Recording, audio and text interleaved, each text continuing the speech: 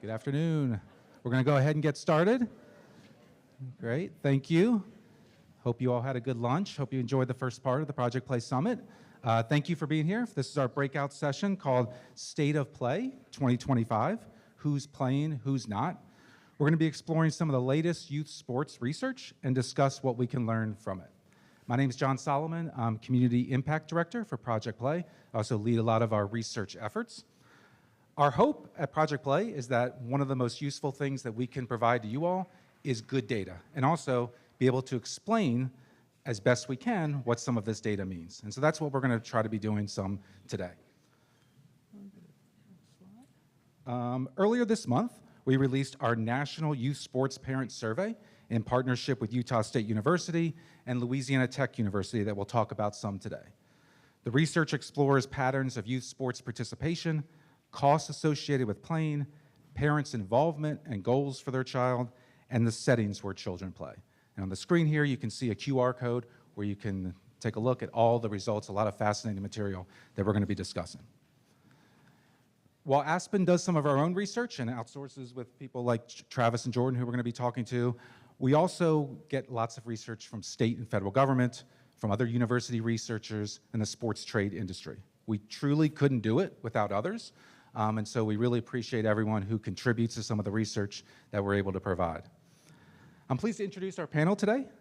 First, we have Travis Dorsch, who is an associate professor and founding director of the Families and Sports Lab in the Department of Human Development and Family Studies at Utah State University.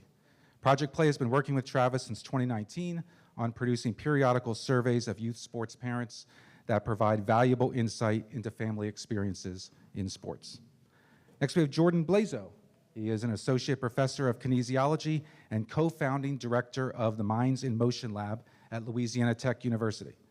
Jordan's research tries to understand how to make sports the best experience possible for families, and he has been working with Travis and Project Play as well on our parent surveys.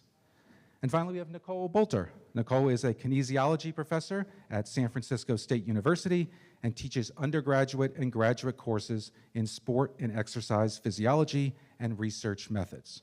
Her research focuses on how sports and physical activity can be a growth experience for children and adolescents, including the role coaches, parents, and peers play in shaping youth's motivation and social emotional development. So thank you all for being here. For you all, how this is going to work today is we are going to have Travis, Jordan, Nicole, and I present on some of the latest research and findings. We are going to have some discussion about that data. We also have some experts related to youth sports parents who are going to come up and share some of their thoughts about what we just saw. And then we want to open up to you all for questions, any thoughts or questions that you have from what we present.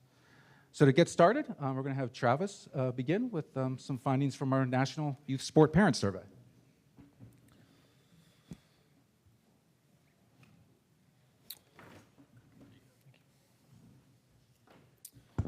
Okay, welcome everybody. Very excited to be here. Also excited to share the stage with my two colleagues, Dr. Jordan Blazo and Dr. Nicole Bolter.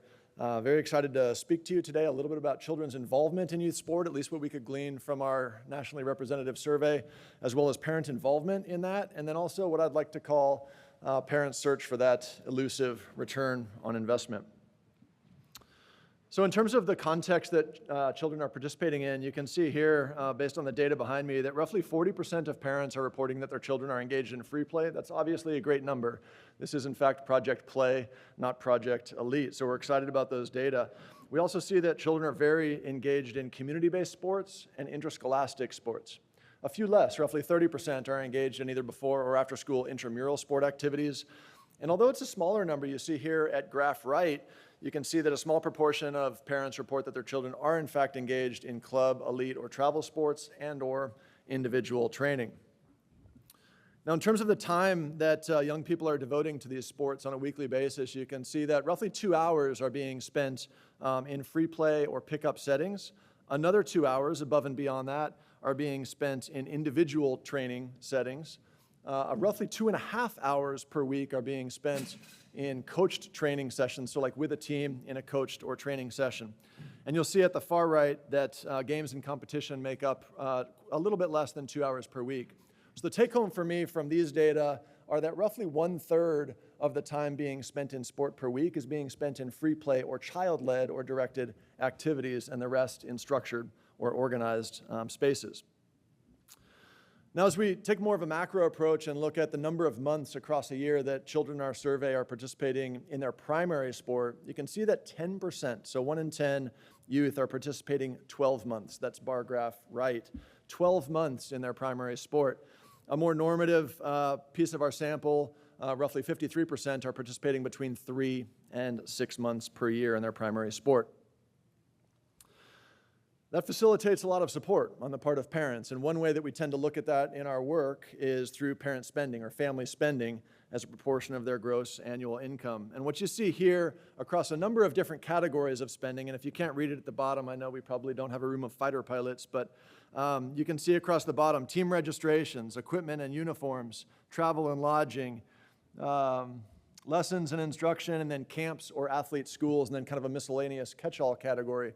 And what you'll see basically here, the take-home, is that families are spending per child, per primary sport across the year, a little bit more than $1,000 per year. Now, some of you might be thinking, my child spends way more than that, and that's true. Our sample has a broad disbursement, and we did have plenty of parents that were spending $2,000 and $5,000 and even $10,000 or more per year on their child's primary sport, but also on the other side of that as well.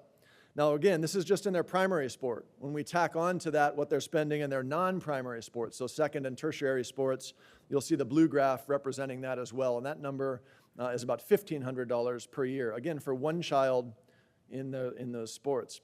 So when we extrapolate these data and think about multiple sports across multiple children within the household, you can quickly see that this becomes a large line item within the family budget.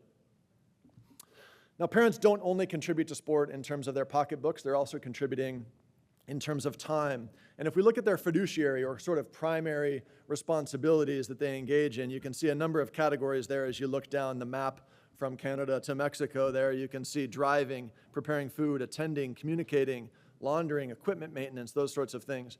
What was striking here is that roughly 99% of parents are saying they participate in one or more of these fiduciary roles. Now, I'd like to meet the 1% who's not, and we're going to bring them to this conference because they need to be here. But this is equating to a little bit less than 3.5 hours per day, okay, 3.5 hours per day of additional work on top of what they're doing in their primary jobs or careers, right? So being a sport parent is kind of a half-time job. Much of that time, as you can see here in the data, is being spent attending practices or competitions and or communicating with their children or children's coaches. Now, beyond those fiduciary roles, you can also see the volunteer roles that parents are engaging in. One thing that struck us here is parents were saying that they're spending, 43.6% of parents, are saying that they spent time as a team parent. We let them self-define that, so we didn't really predefine that, but they are saying that we're engaged in some way as a volunteer to help make sure that our kids' sports go off without a hitch. Roughly 4 hours and 13 minutes on a weekly basis that parents are spending in these volunteer roles. So you can see this is not a limited commitment to have a child in sports. Well, what do parents want to get out of this? Why are they doing it? Why are they spending so much time, effort, money, and energy in sport? One of our hypotheses is that they think that their children are going to thrive. And in fact, these data support that. If you look at the blue bars here on the graph, you can see that in a number of thriving categories, from social well-being to physical to mental outcomes, that parents feel like when my kid's in sport in season, they are thriving more than the red bars when my child is out of season. Jay Coakley referred to this as the great sport myth, that sport is inherently good and that my child will automatically, because they're engaged in sport, feel these positive outcomes, okay? A second hypothesis is that parents want some form of tangible ROI from their children's experiences. In fact, when we asked parents about their children's ability and what level they thought their child had the ability to participate at, roughly 22% of parents felt that their child had the opportunity and ability to participate in collegiate sports. We know the true number to be between 1% and 6% based on the sport that the child plays. The data get even a little more interesting when we ask those parents if their child has the ability to participate on a national team at the Olympic level or as a professional, where anywhere between 10 and 12 parents felt like their child had that ability. So we can see that based on what they want their child to get out of sport from a socio-emotional level, but also from a participation and achievement level, parents are all in.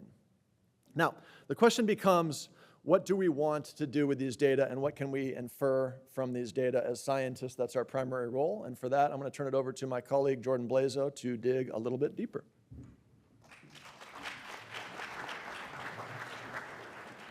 Well, thank you, everyone, and thank you for coming today. This is a great turnout, and what I'm going to be doing is actually trying to dig in just a little bit more, really on two things, technically three, but we're going to focus in on time, money, and those thriving variables that Travis already mentioned. So as a quick refresher, and again, just quick, and we'll put some pictures up, right? We know parents, again, are spending around 3.5 hours, so as Travis said, kind of that part-time job commitment with their kids' sport. That's a lot of time, and I'm a new sport parent. I have a 5-year-old. He spins like a top out on the soccer field, but I'm doing laundry all the time. My wife is too. We're getting meals ready. We're trying to drive to the field, drive to this, drive to that, whatever it might be. So that time adds up, right? And when we talk to parents, we don't just hear about time. We always hear about the money, right? And we also, as Travis shared, we're seeing that this averages, again, around that $1,000 mark. A little north here, but again, most families are saying it's a lot more than that. And we agree. And digging into this data, there are some families that are spending $40,000, $50,000. They're out there. Now, some of those families are equestrian families, so we would expect that. But still, that cost is there. It exists, right? But we also, as Travis mentioned, there's plenty of families that are on the other side of that bell curve. They're actually showing they're not spending a lot of money. Now, I think it's interesting when we start putting this into context, right? A little bit further, these two variables. So what if we looked at maybe household income or the communities we're living in? Maybe that's an important element that further colors this information. Or even, are we raising a male athlete or a female athlete? Now, when we look at the communities, it's kind of an interesting story to be told here. We actually see that rural families are spending significantly less money on their kids' sport, but they're also spending more time on their kids' sport than the other two groups. When we look at the income, the household income element, we see that, yes, families from very well-off backgrounds are spending more on their kids' sport. That's somewhat expected. But when we look at time spent, somewhat of a odd finding, as we see families from lower socioeconomic status backgrounds are actually spending less time on sport. Unfortunately, we don't know why. We could postulate why. They may have other commitments, right, that actually are eating into that time. And of course, that gold standard, we hear it a lot. We hear, oh, boys are engaging in sport. We're finally seeing a plateau in boys' engagement in sport, and we need to address that. We heard that earlier today. We actually see that time and financial commitment as a wash. We don't see much of a difference here, which again is, in my opinion, somewhat of a good thing. That means we're finally catching up. We're seeing some equity here and equality in our expenses. But if we want to tie this to some thriving outcomes, right? Because this is great. We understand that people are spending money. They're spending time on their kids' sport. We know in general, if your kid's in sport, they're going to thrive, right? Travis mentioned that. And we see that, yes, their social, emotional, well-being, all of these different markers are higher when we're engaged in sport. But we can actually take this a step further and maybe try to understand this in relation to our two variables of time and also finances. Now, what's interesting here, we're getting a little bit deep into the stats. These are just correlations, but what you need to notice is they're all positive, right? And they're all significant. It means that more money or more time leads to more thriving, okay? That's great. But what's interesting is when you look at those values, we actually see that time element, the magnitude of these relationships is roughly double that of the finances. So really, the more time that you're spending in your kid's sport, we're seeing more thriving occur, okay? But still, this probably is a little bit messy, right? We don't just spend time. We don't just spend money. We actually do both, right, amongst many other things. So when we think about this, it might make sense to look at an intersection or a blending of these. And when we do that, we kind of see 4 groups come out. I have 3 up here. I like to say 4 buckets. And most of the families in our report fit into these 4 buckets, okay? So one being we're going to spend a lot of money. One being we're going to spend a lot of time. And then one in the middle that's just kind of average, right? Somewhere in between. If you fit into one of these buckets, those thriving outcomes are significantly higher than if you're in a group that's low, okay? And when we talk about low, we're talking about only spending roughly about an hour and a half in your kid's sport, okay? So we're talking less than half the time that we see on average from our families. Also, they're only spending about a little bit more than $300 in their kids' sports season, okay? But if you are in this group, those thriving variables are lower. The other thing that's somewhat telling here is if you look at that N number, that's how many people are in this. This is the most populous group in our report, okay? So more than any other group, we see families actually fall here, which again is interesting because we want our kids to thrive. So what does all of this mean? Okay, well, ideally, we want them to be in the first 3 buckets, of course. And we know families are spending a lot of time, a lot of money to be in this. We've heard that relative stat. We're spending $40 billion on youth sport, if not more. But really, there's some complexity when we start thinking about time and money. And again, when we start placing it in context, we look at the intersection of where our families are at in their engagement and becomes telling.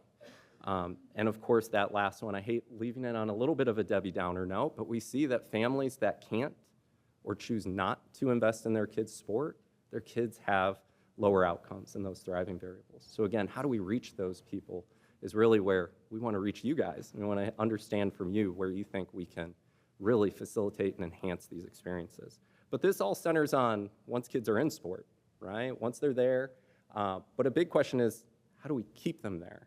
Okay, so as I wrap up, I'm going to hand off to Nicole. Nicole's going to talk about a great program she's a part of and also the retention piece of our programming.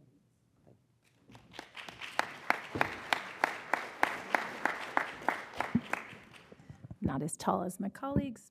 Hi, everyone. I'm super excited to be here. I really appreciate what Travis and Jordan have shared about the data from their national survey. I'm going to be focusing in on one program, with using my slides, and the Junior Giants, which has been around for over 30 years and is sponsored by the Giants Community Fund. I do need to give a shout out to my co-author, Brian Greenwood, and Paul and Cassandra, who are here from the Giants Community Fund, who have been very supportive of our work and have a genuine interest in understanding the impact of their program. So, I need to explain a couple features of the Junior Giants program so you can understand the results that I'm going to present. So Junior Giants is an 8-week summer program that offers baseball and softball programming to boys and girls ages 5 to 14. And this is a traditional, it's not a traditional youth sport program. It's what we would consider a sports-based youth development program. So they have these curricular goals around life skill development and character development, so not just learning baseball and softball. The picture here is actually of the massive footprint that the program has. They have over 80 leagues across California, some in Oregon and Nevada, with 28,000 kids participating every summer. A unique feature that I want to touch on too is that the program is actually non-competitive and it's free to participate. So what that means is there's no score, there's no wins or losses, and parents can sign their kids up and they don't have to pay anything. So this is really interesting because the Junior Giants are offering something different to many of the options available that are highly competitive and require high financial investment from families, like Travis and Jordan had touched upon. So here's some of the questions that we've been kicking around, thinking about, yeah, there's 28,000 kids that participate in the program, but how many of them are coming back every year, right?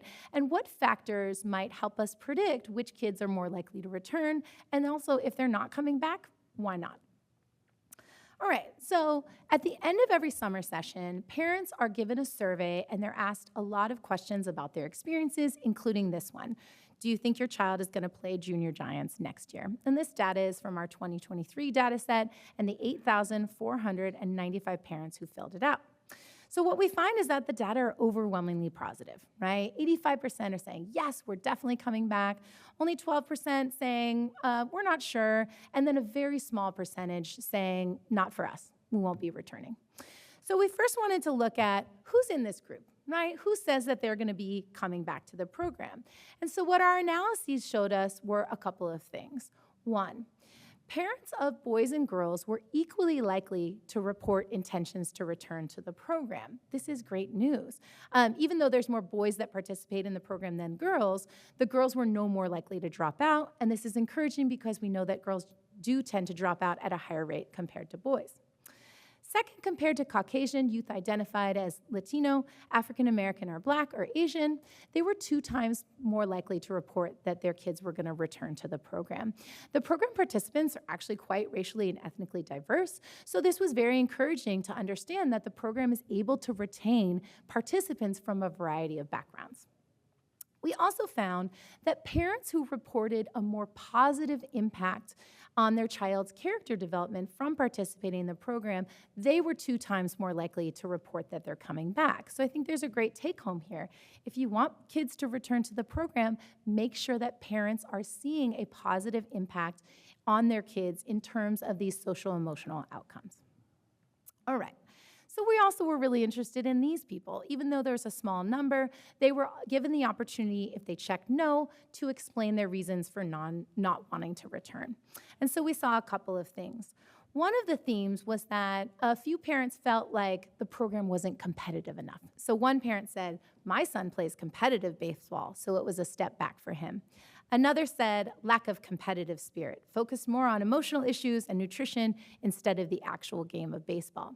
So this finding is very interesting, right? Because when parents are presented with this alternative, with something that's different from the highly competitive, high financial, pay-for-play environment, it runs counter to what they might expect or what they might think is best for their child's participation and development through sport.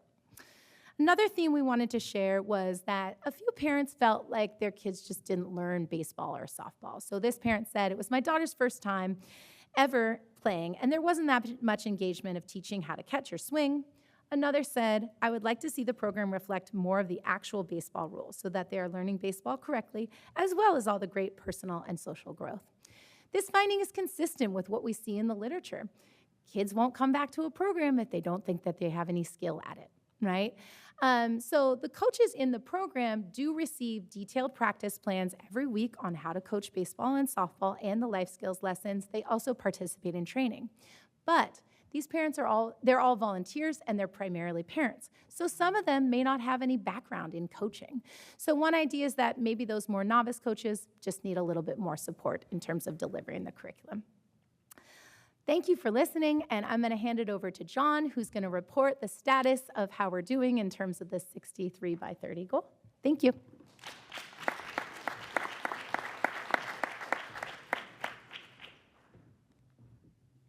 Great. Thank you, Nicole. Appreciate that. So given our Project Play Summit theme, right, of trying to grow youth sports participation to 63% by the year 2030, I'm going to share some of the most recent federal government data. This comes from the National Survey of Children's Health. It's in the combined years of 2022 and 2023. About 67,000 adults were surveyed over 2 years. They're surveyed on a variety of health questions, and the survey actually asked one question related to sports, and this is the big one that you hear with 63 by 30 and that what we're tracking. In the past 12 months, did your child, ages 6 to 17, participate on a sports team or take sports lessons after school or on weekends? And so nationally, we are up to 55% participation. This is a slight tick up from during COVID, still a ways away from the 63% goal. When you dig deeper, there are significant participation gaps by demographic. You see girls play sports less than boys, 50% of girls playing versus 59% of boys. Children who are Asian, Black, or Hispanic play sports less than children who are white. Variety of reasons why include costs, transportation, access to safe places and available programs. Cultural barriers as well can be an issue. Next slide.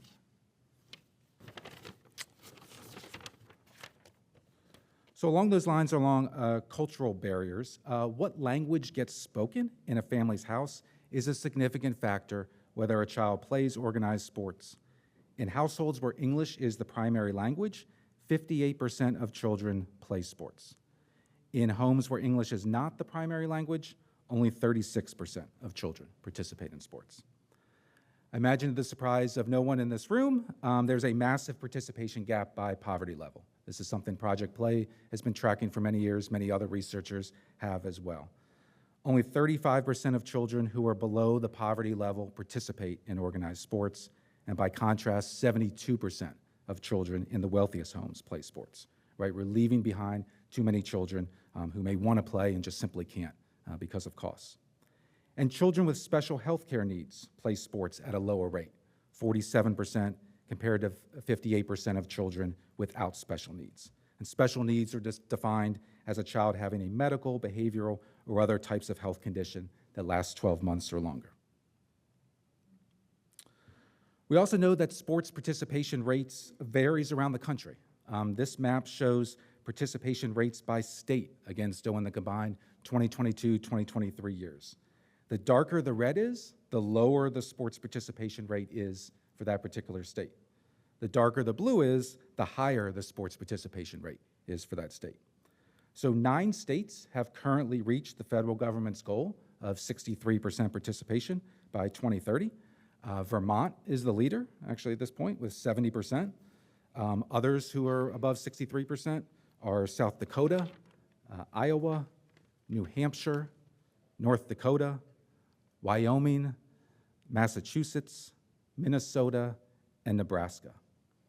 Almost all of these 9 states have some things in common, and that most of them are rural in nature and less densely populated. So many high schools may just serve a couple hundred students, and that can discourage cuts to teams because coaches need to fill rosters. All have large white populations and are mostly relatively affluent.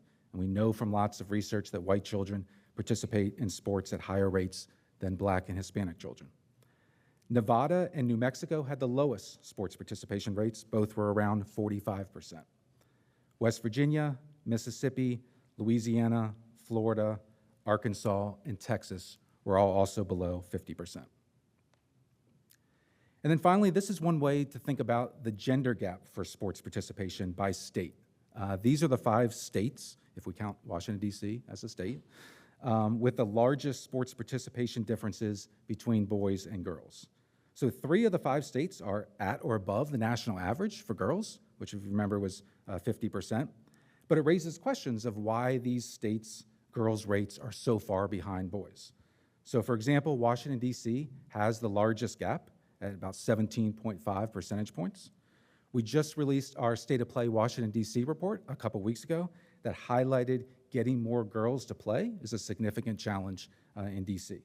And some of the reasons we heard from girls about why they don't play included concern about their appearance and body image, social stereotyping and harassment, limited role models in sports, the idea of if you can see it, you can be it, perceived lack of skills, especially as they get older in middle school and high school, study and work pressures, family commitments, cost to play, and the fact that some just say sports programs are too focused on winning. So that's it right now for my presentation, but I'm going to switch back over, and we're going to have a little bit of conversation about what we just saw.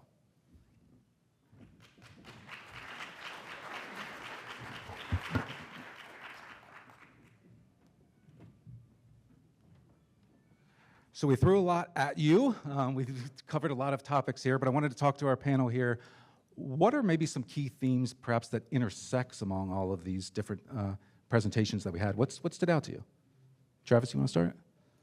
I just think the messiness of sport. You look across all the socio-demographics that you presented, John, and Jordan and I touched on, and even within the Junior Giants program, and there's not a one-size-fits-all approach. I think all of us as key stakeholders, whether we be researchers or practitioners or app developers or parents, we need to be thinking about how do we serve that N of one? How do we serve that one child that's in front of us right now? And that answer might be different for the 12 kids on our team or for the 100 children in our program. Jordan, how about you? What stood out to you? Here we go.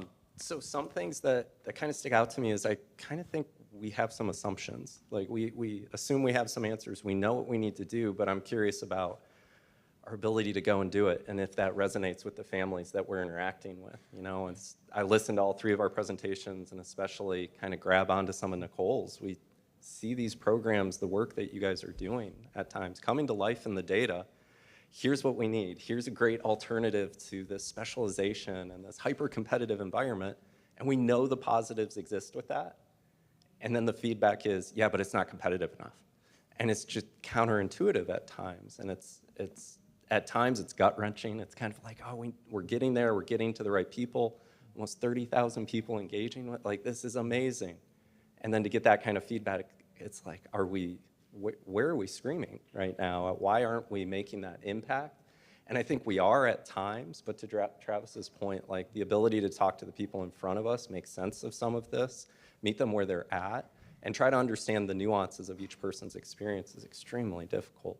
But I think there's a lot of work to be done, and we're seeing that come through these positives, slowly but surely.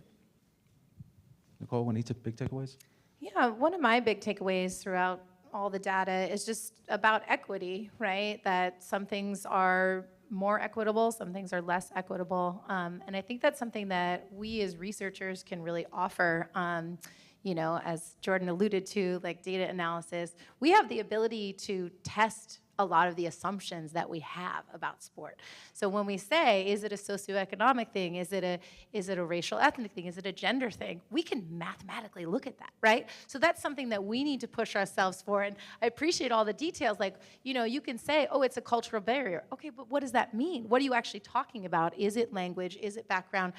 So the better we get at measuring those things, instead of trying to identify somebody into a single category, we look at the data, looking at intersectionality, I think is something that we can contribute to helping programs understand how to actually then act on that.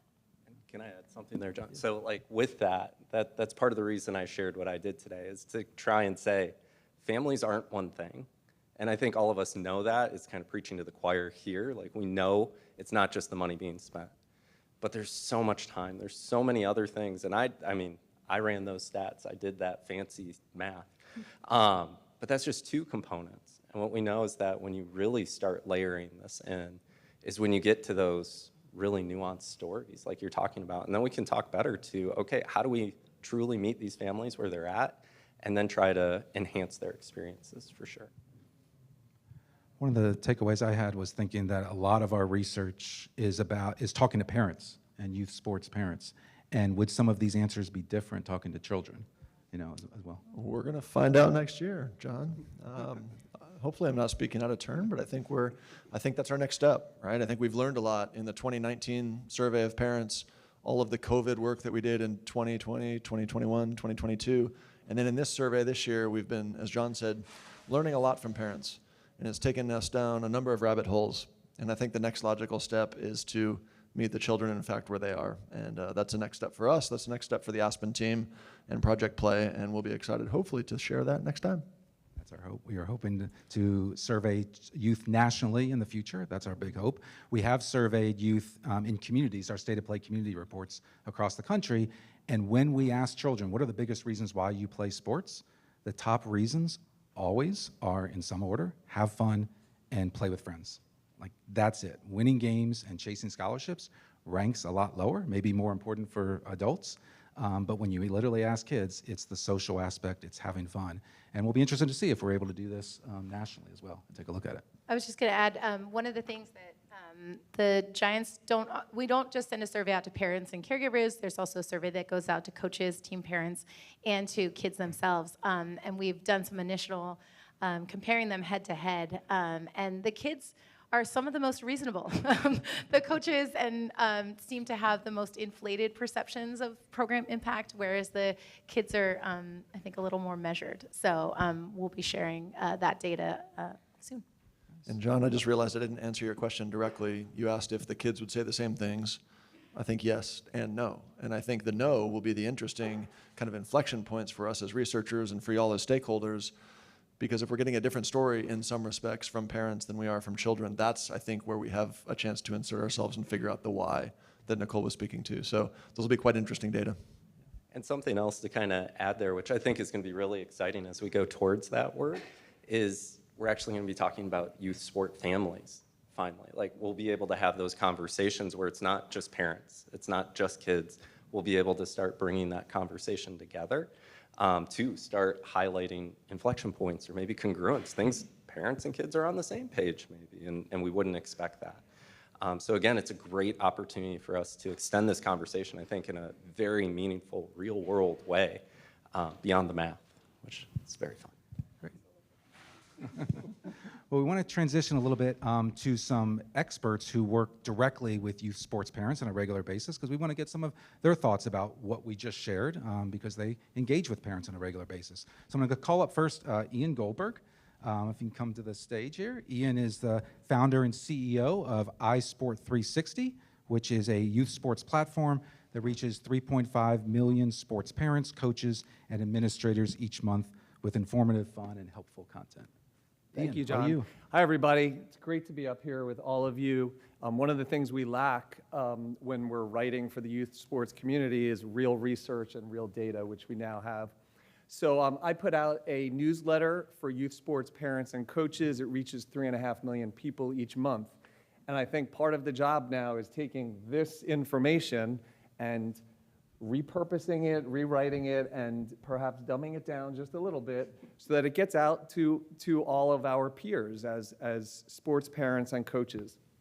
So the first thing that blew me away, Travis, was the slide where you showed, who else's mouth was wide open when Travis showed how many people think their kid can play pro sports? 10%. 22% think their kids can play college sports. So this is a tremendous expectation gap, and I think that the parents in this survey were getting high on their own supply. They're spending so much money and so much time, they're literally delusional. Okay, so that was the first thing that stood out to me, and I think one of the things about our newsletter is we try to impact parents. Sports parents seldom think they need education or have any problems, so we really try to take a subtle approach, but this is one thing that we will be addressing.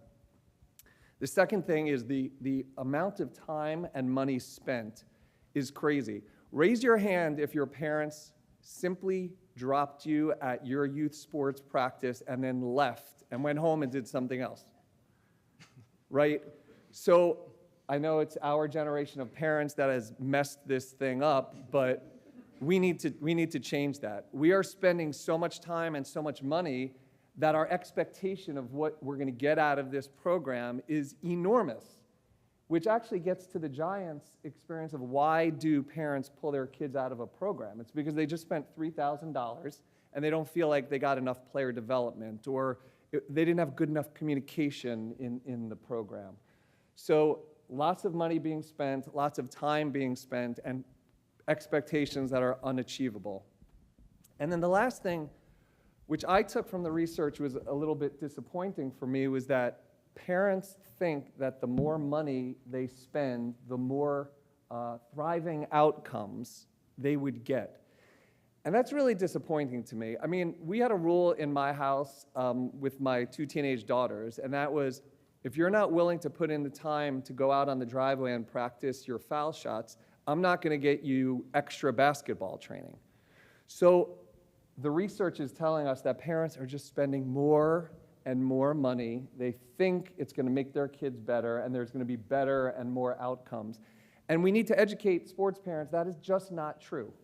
I think we all know practically that if a kid is skilled, if they are driven and hungry and have the right attitude, they will ultimately find success, and the right people will find them. So those were some of my takeaways. I think in terms of solutions, because we need to take home some solutions. Free play is magical. It actually addresses everything I just mentioned. And by free play, definitely in the school environment, in the recreation sports environment, but my town has a great travel soccer program in New Jersey.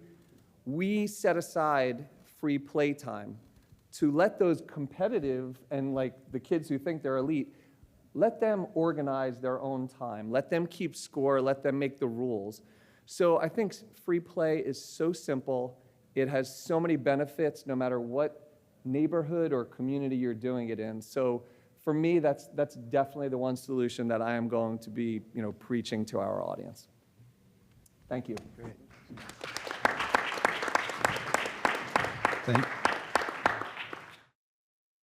Hi, everyone.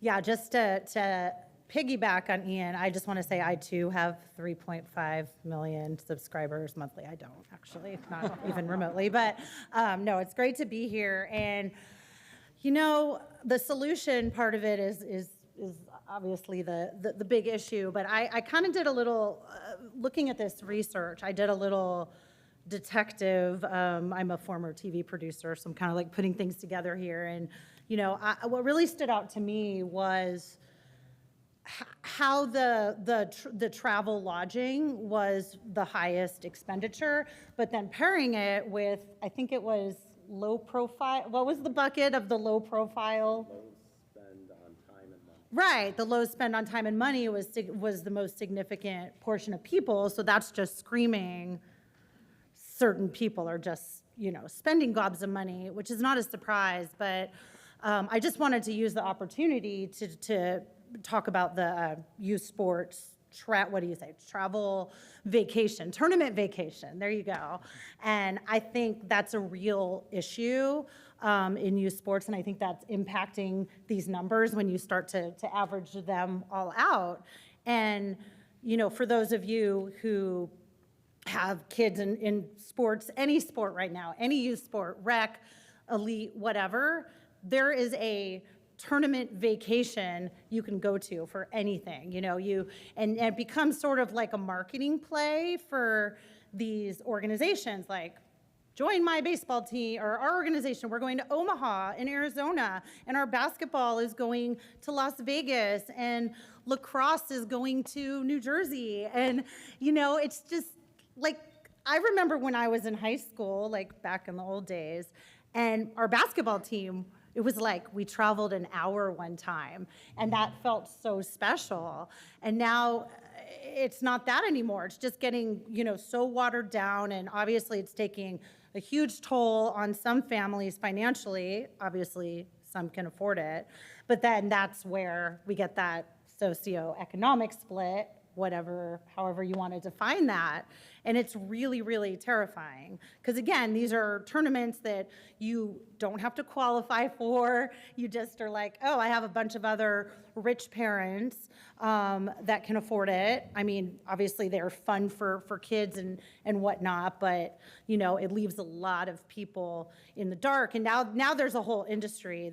I'm not gonna name names, but there's a bunch of NFL owners who started a company recently, and that is their whole business plan, is expanding this. So I'm just very worried about what it means, and solution-wise, it's just, you know, I want to educate parents to understand what they're getting into on this front, and I hope, you know, to take pockets of the research and you know, I don't know how to get people to shift, because again, gunner mentality, we see the 11% think they're going pro when they're not, and it's really hard to shift to, you know, tell those parents, like, your kids might take a deep breath if they're in the Junior Giants program and learn some other things that are going to be far more important than their 11%, your 11% dream of being a pro athlete. So thank you guys so much, and yeah, appreciate it. Thank you.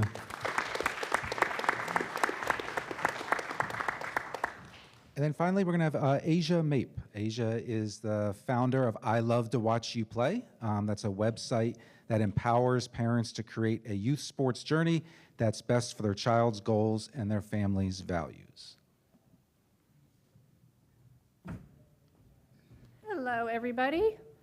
And hi, I'm so honored to be able to look at that research and come up with some of my own thoughts and the way it impacts my community. And first off, it's really positive, because I think the community that I speak to and write to and create content for has a much different skewed view, where of the 50,000, the 20,000 a year is probably, or over the course of their youth sports life, nothing. I think that seeing this gives me hope, and that it feels good to know that there is balance out there, and that there are people that are doing this in a sort of, you know, more child-centered, more free play, more community-based way. But I can only speak to my communities and the communities that I write and create content for, which again is all about high stakes, elite teams, playing in college. I thought my daughter could play professionally or play in the Olympics as a water polo player. I did. I believe that. And I also think that it's important to remember it's okay. Dreaming is a big part of what we're doing for our kids. Do they want to be the president? Do they want to be, learn French? Do they want to travel somewhere one day and live abroad? Are they, whatever their dreams are? I don't think that's innately negative. So I do hear you, my friend Ian, but I also think that that's sort of our role. We support, we guide, we grow. But then there comes a point where we have to pivot. And I think this is one of the biggest problems. We don't pivot with our kids. We stay stuck on their initial dreams. We stay stuck on our dreams for them. And when they change, we have to change. Or when society tells us we have to change because they're not making their high school team or they're not making their middle school team these days, then we have to pivot with them. Because I think what's happening is our kids aren't feeling, and I steal this from Jennifer Brennan Wallace, and if you guys haven't read that book, you should, called Never Enough. But there is a huge disconnect. The kids aren't feeling mattered, and they're not feeling connected. We're saying go out and achieve, achieve, achieve, and one of the slides about that I really feel is disproportionate, or maybe it's how our parents are reporting it, but saying that our kids are healthy and thriving. I think in my community of people, they're not. They're anxious. They're committing suicide. They're like walking around on pins and needles. They're concerned that their coaches, won't play them if they mess up. They're concerned that their parents are gonna stop loving them because they're not successful. Too much of what we've created and grown is based on outcomes. And I think we really need, as far as solutions, as parents, we need to connect with them. It can't be about what they do, what they achieve, what elite team. That's all great. Look, I have 2 daughters playing in college. One is at Ohio State, one's committed to a D1 school for beach volleyball. I love it. There's nothing wrong with high achieving. And we should promote that, and we should, let them dream and support that. But when they don't want to do it, we got to realize it's about them, not us. And we have to connect with them in very different ways. And it's not good job, but, okay? It's not good job, but always. It's just good job. You did such a good job. Go have fun. So as parents, as coaches, we need to see them for who they are, for their role, value them, and connect with them. And the sports thing is just gravy. It's gravy, and it's amazing, and it's not inherently negative. Or positive. It's what we bring to it as coaches and as their parents. And so as a solve, I don't know. It's like we continue to fight the good fight. I love the research they're doing and what Aspen Institute does. But, things aren't changing that fast. They're not going to change that fast. So I really say for parents and coaches, we have to do what we can do to protect them and protect their joy of sports so that they can get everything that they should be getting from sports. Thank you.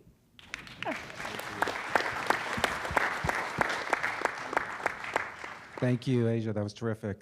So we have a little bit of time now for some audience Q&A. I think we have a microphone. If anyone has a question, please raise your hand and we'll have a microphone come around. Hello, is it working? Thanks so much.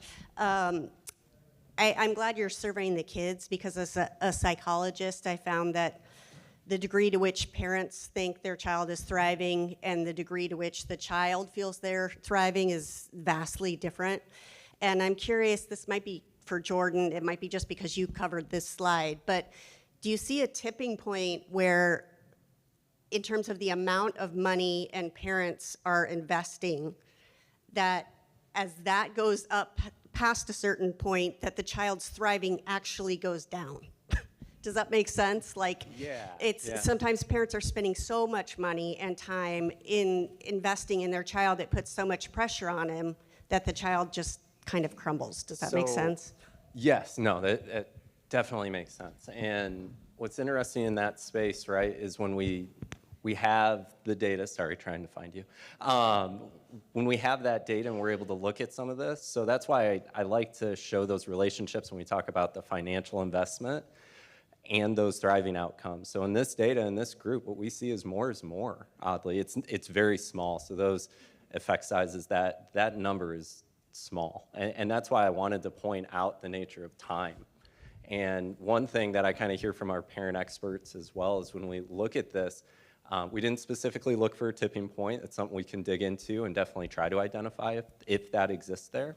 But seeing these relationships as positive is interesting. But then also seeing that time has that higher magnitude of importance, if we want to kind of interpret it that way, tentatively. I think it's interesting because we look at the ways we measured time, and we talk about laundry, making food, all of that. The one that I always zero in on is driving, more than anything. And it's more so because, like we're hearing about, celebrate the joy of your kids in sport, but let them steer the ship, right? I love that idea. The more we do that, the better those general outcomes. But how much are we utilizing time like that? Where we sit there and it's like, hey, I've got this weekend tournament I got to go to, and it's a ridiculous pay-for-play model, it's all of this. But I get to sit with my kid in a fairly, depends on how many kids are there, fairly controlled environment, right? And we're going to go for a drive, and we get to talk about that experience, whether it was good, bad, or the other way, right? And again, we in our data, we don't quite tease that out. We don't get to that depth of question. But again, I think there's great opportunity to try and understand, is there if we look at the rate of return, in that later portion that you're talking about, does it get to a point? But like I said, when I opened up, there is one oddity, right? There are some sports that just cost more, right? That also kind of throws things a little bit out of whack when we look at these. So equestrian, we also had a lot of fencing families, if you remember that, where they're spending a tremendous amount, but also the spending that they have is travel, because they're actually flying to Europe. They're flying to these international competitions, which again, I sit there and I go, what a great opportunity to engage with your kids. Not just about sport, because that's part of it, but also getting to go to a whole new culture, or whatever it may be. So very long-winded answer to your question, which is a great question. Like, is there that point? And we can try and identify that. But the nature of these right now is, hey, more is more. But again, I'd encourage, think about that time part, really. Like, how do we make the meaningfulness of that time come through? Thanks for that. Other questions? Raise your hand. We'll come around. Oh, we got one over here. Over here. Can't see see you. you because of the podium. Brian Greenwood. I'm a professor at Cal Poly, San Luis Obispo, and I've been studying sports-based youth development for a long time, and the Junior Giants that Nicole talked about is one of the programs that I study. And I guess one of the questions that I have, I grew up in the 80s and the 90s with Dean Smith at the University of North Carolina.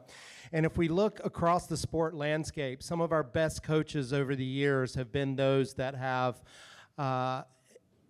implemented youth development principles, right, into their coaching, where athletes say they care more about me as a person than they did about me as an athlete. And one of the things I struggle with is I see this rise in club and elite and travel ball, and I know it's not going anywhere, right? As we get the valuations of these professional sport teams continue to go through the roof, as the money that's involved continues to go through, how do we implement what we all care about more, that character development, those life skills through sport? Like you said, sport in and of itself is not good or bad. It's how it's managed and led that creates these positive or negative outcomes. So I'd love to hear your thoughts on how we can implement more of that into elite in travel, into interscholastic, across all levels of sport, so that we can get what we really care about out of sport. Yeah, that's an awesome question, quite loaded, and we could talk about that for a whole 2 days, but I'll do my best in a minute or two. I think first and foremost, we need to encourage our coaches and our parents to engage in their role thoughtfully and with purpose.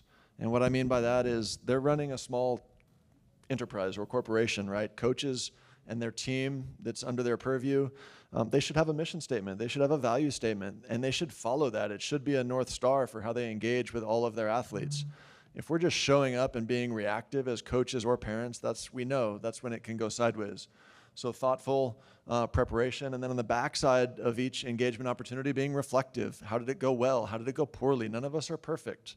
I know this literature well of sport parenting. I've written much of this literature. It doesn't mean I'm a perfect sport parent. So I also have to be reflective in my engagement with my children and their sport endeavors. So that's the first thing I would do, is encourage everybody, all the stakeholders who come into contact with young people in sport, to be thoughtful and reflective in how they approach their roles. Thanks. I think we have another question right here. Yes, Simeon Hinsey, a professor at the University of Arkansas in recreation and sport management. Been doing a lot of research on the whole idea of play, and have used a lot of the Aspen Institute's information in my courses. One of the things I've tried to incorporate to try and change this landscape is teaching the future leaders, which are my students, the 18 to 22-year-olds, what it means to be a great sport leader, because they're the ones that are going to be coaching and developing the travel teams moving forward. How much work have you all done? I know we've surveyed the parents, which I'm a sport parent, and to be honest, we're idiots when it comes to our kids. And we've surveyed the kids, but the future leaders in this industry, they have the actual opportunity to make the changes and to try and change this outcome a little bit. How much research have you done, or will you plan to do, on those future sport leaders, the students in our classrooms? I'll start first. One thing that we are doing now at Project Play is service learning through grants. Some of the young people that you saw today on the stage in the Ask Kids What They Want panel, the youth panel, they're kids that have gone through a year-long program training with us at the Aspen Institute to try to understand. They work on a particular project about how to grow sports access, or maybe like improve coach training, or get equipment to underserved kids in particular communities.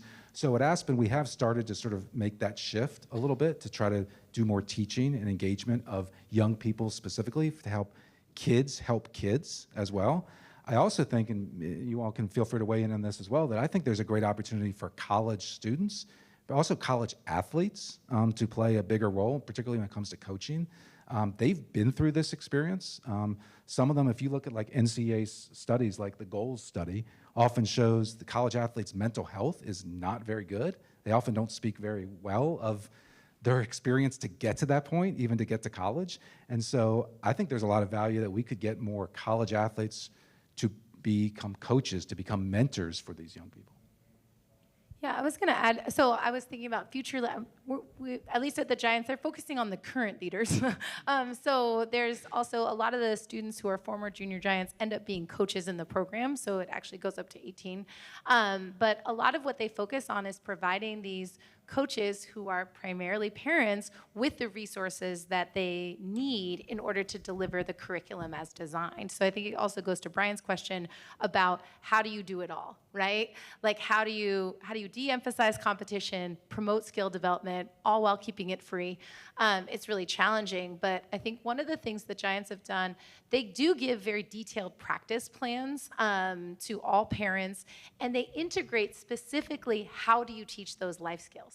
So they'll say, you're going to be doing this drill, and then you talk about confidence. And it's also developmentally appropriate if I'm teaching a 7-year-old versus a 12-year-old. So I think there's an opportunity within your program to do that on-the-job training, right? And then the kids who end up graduating from the program, they want to stay. They become coaches, either coaching their siblings or just they want to give back to the program, and they go through that training as well. And so that carries with them. And so they're kind of like promoting their own building their own workforce within the program themselves. And kind of speaking to the college student side, like your primary audience, that's my primary audience too. And I mean, I'm in northern Louisiana, and it's a great opportunity. I have all my students come in, probably 25% of them, we do the icebreaker. What are you going to major in? And they'll say coaching. And I go, we don't have that major. Like, I don't know what you're talking about. And we have 2 majors kind of thing. And we talk through it, and they have these aspirations to go that way. And what I find is a lot of time in my curriculum development, I haven't done research in this space, but I think it is a prime spot. But in my curriculum development, I'm finding opportunities for service learning. I'm finding opportunities, hey, you have to create a project, a life skill development project. You need to go find these other programs to base them off of. Don't copy. Don't use AI. Don't do those. Like, you're going to create this. but they find things that I've never heard of. So it becomes this cool, in my opinion, this really great experience where it's co-participation. We're learning at the same time, and I can help scaffold, you know, and do all the good pedagogical pieces. But it's a great opportunity for them to look into their interests, build into it, and then be critics of it or be critical of it. And how do I enhance this? How do I reach these young people in a way that when they get to college, they want to be coaches, right? When they have that, because for some reason they're showing up saying, that's what I want to impact young people. And I hear that and I go, that's awesome. You got to get a different major. But we are going to give you the tools to do this or find a way to do it. Great. Well, listen, that's all the time we have. We really appreciate it. Thank you so much to our panel, also to our youth sports parents experts as well. This is really terrific. I think we'll probably be hanging around here as well if people have any additional questions. One more housekeeping note, well, two more. Check out the app and take a survey about this session. Let us know, give us your feedback about what you liked, what could be improved. And then we're gonna have a little bit of a break right now before the next plenary gets started at 2:45 back at the main auditorium. Thank you all so much.